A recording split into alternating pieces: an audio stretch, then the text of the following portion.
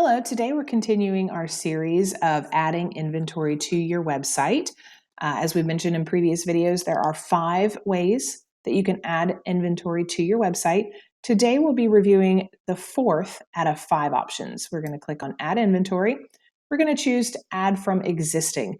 This allows you to add a vehicle to your website that has previously been on your website. This is a great feature if you've gone through the process of adding in a vehicle, taking in all the images, the dealer images of that particular vehicle, adding in custom descriptions and so forth, and you have the exact same vehicle being added back onto your website or an additional version of that vehicle being added to your website. Instead of going through the entire process again, this is sort of a cheat sheet, if you will. It allows you to grab that previous vehicle, modify the VIN and stock number on it, making it a unique bike if you choose to, and then adding that to your website without having to retake all the photos, add in that additional custom description and so forth.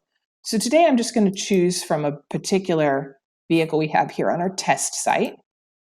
You type in a search term that would be applicable to the vehicle you're looking for. In this case, I've chosen a boat, a 19 Supra. I'm just going to click Create. Once that vehicle is added to the site, I can then modify any specifics about that new vehicle that I'd like, or I can simply post it as it is. So in this particular case, I've taken the 19 Supra. It's got the images that I wanted, and I'd like to add some additional custom description here.